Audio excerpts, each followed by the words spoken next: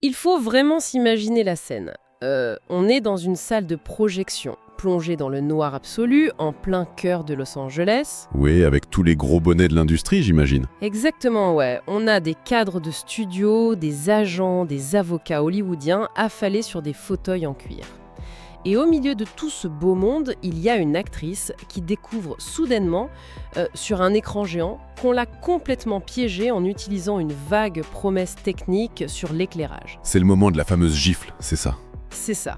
C'est l'instant précis où Sharon Stone se lève de son siège, traverse la pièce, gifle le réalisateur Paul Verhoeven en plein visage et sort précipitamment pour appeler son avocat. Ah, c'est d'une violence inouïe. Et ça cristallise vraiment l'une des fractures les plus célèbres de l'histoire moderne du cinéma. La sortie de Basic Instinct en 92, ça a complètement bouleversé la culture pop. Ok oui, ça a été un séisme. Mais l'histoire en coulisses, elle est encore plus complexe et sombre que le thriller lui-même en fait.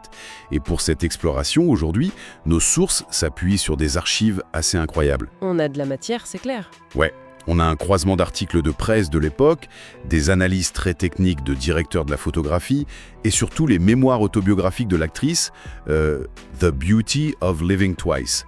Plus des études sur l'évolution brutale des normes contractuelles à Hollywood. L'objectif de cette plongée au cœur de l'information, c'est pas juste de ressasser un énième scandale de tabloïd. La fameuse scène de l'interrogatoire, tout le monde la connaît. Tout le monde l'a vu, oui. D'un plateau en 91, on peut carrément scinder la réalité en deux. Et surtout, quel est le coût humain qui est invisible à l'écran derrière la fabrication d'une icône ? Parce que pour comprendre cette mécanique, il est indispensable de confronter les deux récits diamétralement opposés de cet incident central. La version du réalisateur, Paul Verhoeven, elle repose sur une intentionnalité purement psychologique assumée depuis le départ. Il a toujours dit que c'était prévu, non ? Eh bien, il affirme que l'idée de l'interrogatoire, à la base, ne figurait même pas dans le scénario original de Joe Esteras. L'inspiration lui serait venue d'un souvenir personnel de ses années à l'université de Leiden, aux Pays-Bas. Ah oui, l'histoire de l'étudiante et des soirées de Leiden. Exactement. Selon lui, cette jeune femme se rendait délibérément à des fêtes étudiantes sans sous-vêtements. Et quand on lui faisait remarquer que son anatomie était visible lorsqu'elle croisait les jambes, elle répondait simplement que c'était précisément le but de la manœuvre. Elle assumait totalement la provocation, quoi. Voilà. Verhoeven voyait dans cette provocation l'arme absolue pour construire le personnage de Catherine Tramell. Et il maintient fermement en avoir discuté avec Sharon Stone lors d'un dîner, assurant qu'elle avait compris et validé cette approche subversive. Sauf que la version de l'actrice, c'est pas du tout la même histoire, hein. Dans ses mémoires, elle décrit une manipulation frontale. On lui a carrément demandé de retirer ses sous-vêtements en invoquant un prétexte strictement optique. Le fameux problème de reflet, c'est ça. Ouais. On lui aurait dit que le tissu blanc reflétait trop fortement la lumière des projecteurs, ce qui créait un artefact visuel à la caméra. Et la garantie qui accompagnait cette demande était super claire. On lui a dit que l'ombre de la scène masquerait tout et que rien de son anatomie ne se verrait sur la pellicule. Ah ouais. Bon, décortiquons tout ça. L'incohérence est quand même flagrante là. Bah oui, on parle pas d'un projet de fin d'études bricolé dans un garage. C'est une des plus grosses méga-productions hollywoodiennes de la décennie. L'idée qu'une actrice principale puisse ignorer ce que la caméra enregistre à un mètre d'elle, ça semble complètement absurde. Sauf si la technologie de l'époque permettait de créer cette zone d'aveuglement. Exactement. La question, c'est de savoir si l'équipe technique a délibérément utilisé les limites du matériel vidéo sur le plateau pour maintenir cette illusion. Ce qui est fascinant ici, c'est la physique même de l'image de l'époque. La faille exploitable, elle résidait dans le gouffre technologique entre le vidéotape, le moniteur de retour vidéo sur le plateau, et la pellicule 35 mm enfermée dans la caméra. Ah oui, le vidéotape. C'était vraiment rudimentaire, hein. Totalement. Au début des années 90, le réalisateur et les acteurs vérifiaient les prises sur de minuscules écrans cathodiques de 5 à 9 pouces. Et le signal vidéo analogique envoyé à ces écrans était d'une résolution misérable. Donc, en gros, on parle d'une image super bruyante, sans aucune nuance dans les contrastes. Quand Sharon Stone s'approche du moniteur après la prise, elle regarde probablement une grosse masse sombre où les pixels fusionnent dans le noir absolu. Et c'est là tout le cœur du stratagème. Sur ce moniteur de contrôle, l'illusion de dissimulation était parfaite.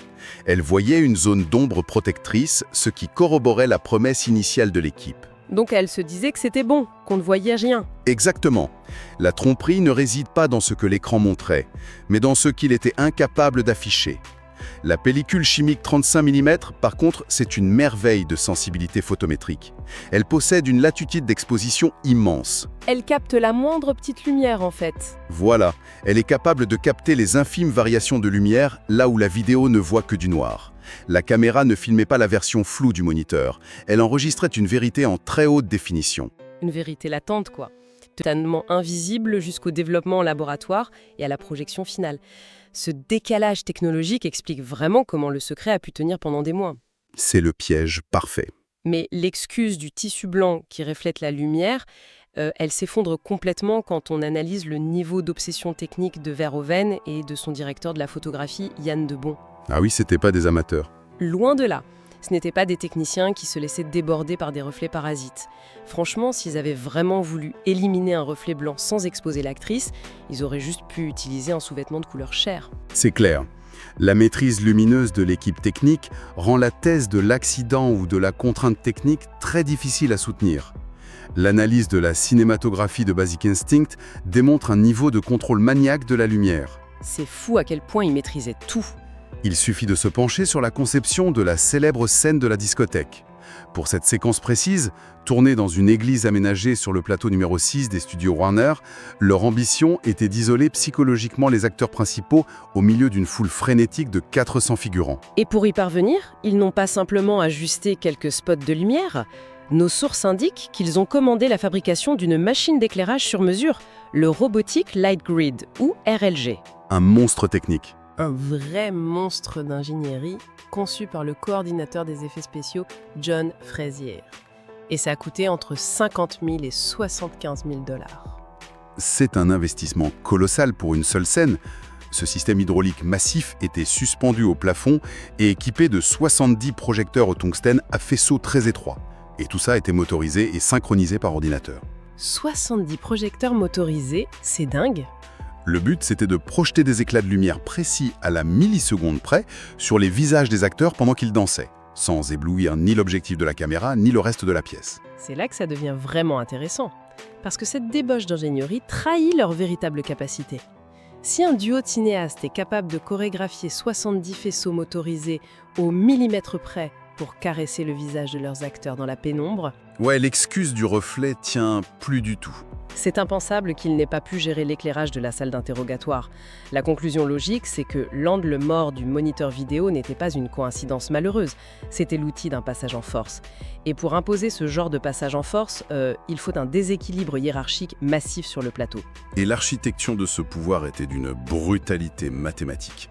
Sharon Stone n'abordait pas ce tournage avec le statut de star intouchable qu'on lui connaît aujourd'hui. Non, pas du tout. Elle n'était en réalité que le 13e choix du studio pour incarner Catherine Tramell. Avant elle, une vraie litanie d'actrices de premier plan comme Michelle Pfeiffer, Kim Basinger, Gina Davis ou Demi Moore avaient catégoriquement refusé le projet. Elles étaient effrayées par le contenu, c'est ça. Ouais, effrayées par la combinaison d'une violence extrême et d'une nudité très crue.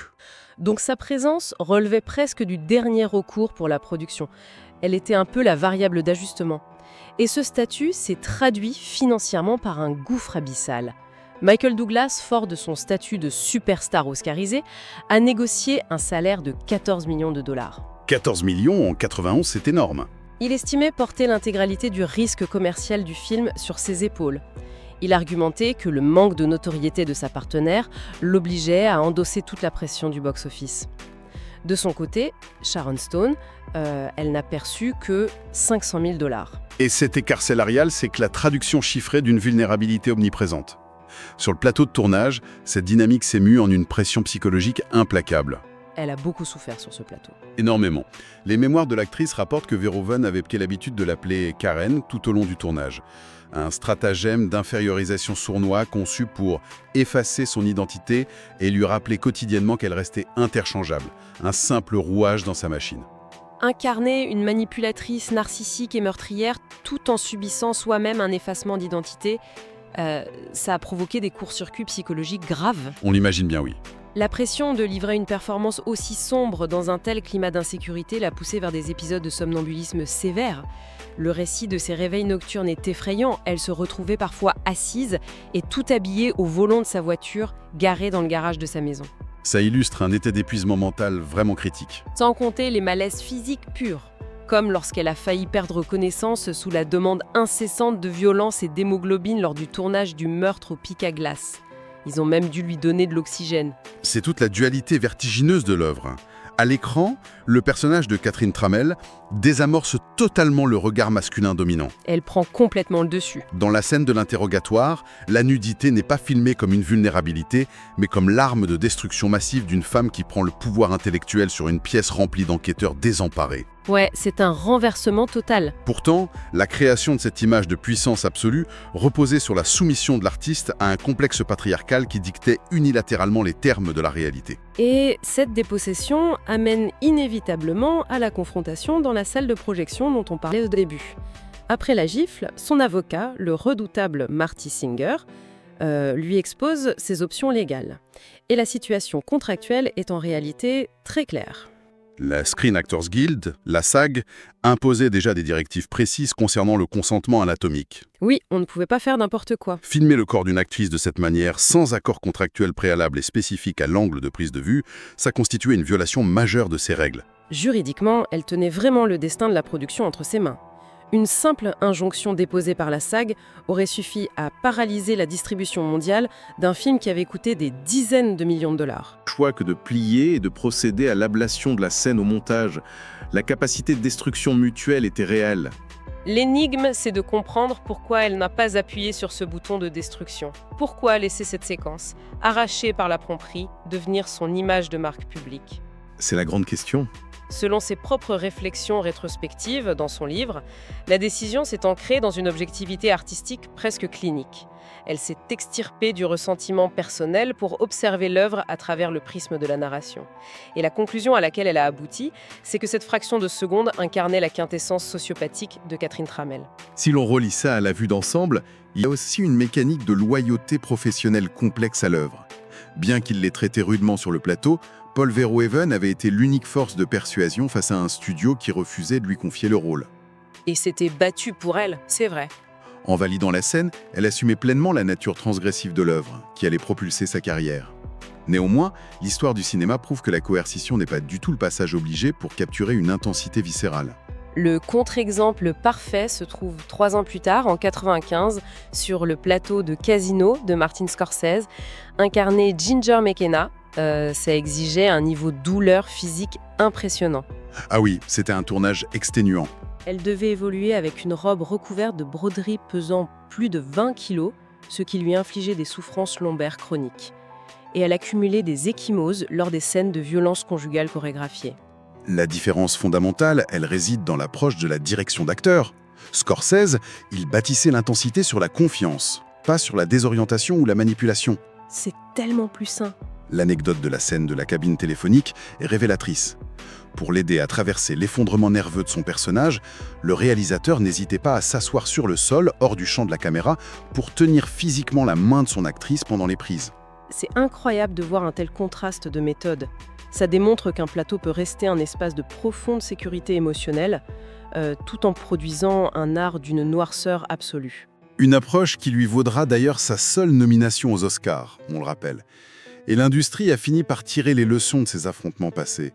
Les batailles de ce type ont pavé la voie à une refonte complète des protocoles. Heureusement que ça a évolué. Aujourd'hui, on ne s'en remet plus à des discussions évasives sur la réflexion de la lumière. Les directives contemporaines imposent des contrats de nudité d'une précision chirurgicale. Ça détaille en amont la durée de la scène, l'angle exact de la caméra et les limites physiques de l'exposition. Plus de zone grise.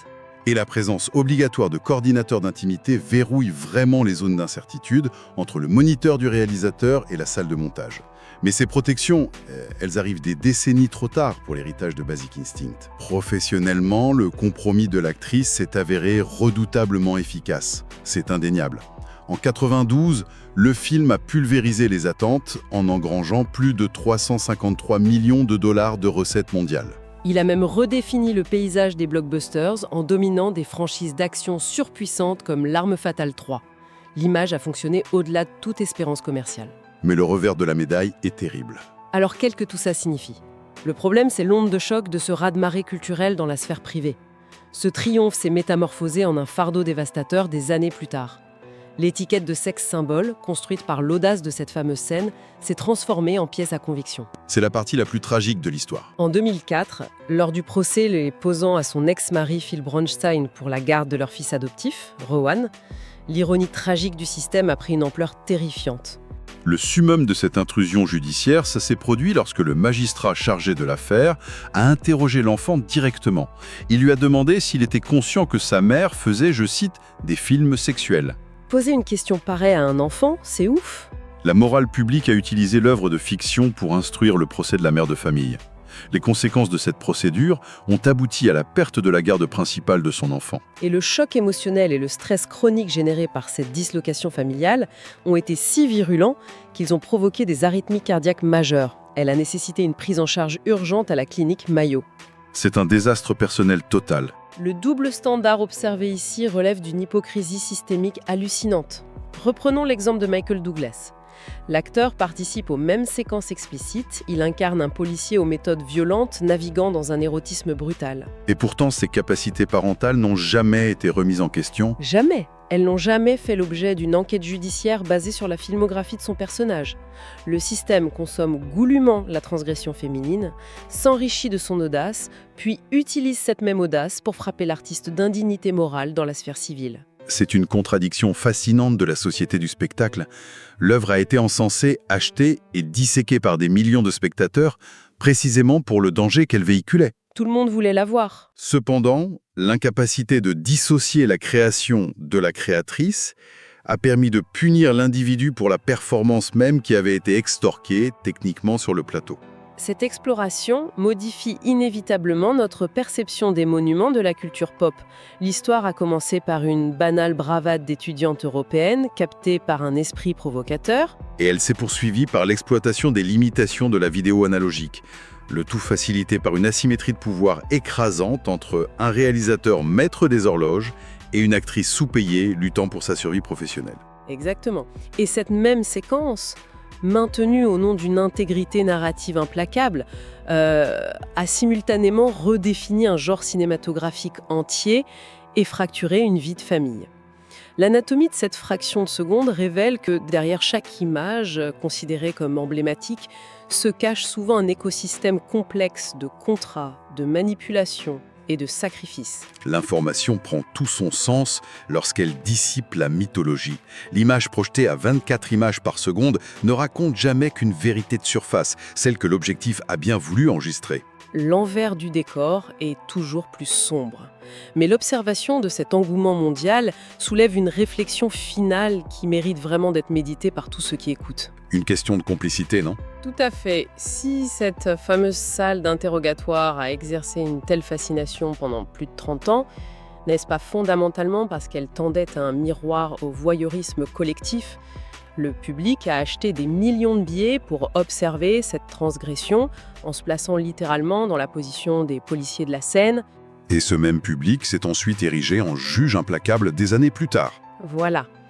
La demande constante pour ce niveau de risque à l'écran, suivie d'une condamnation morale expéditive dans la vraie vie, ça pose vraiment la question de la complicité de l'audience elle-même dans l'exploitation de cette illusion artistique.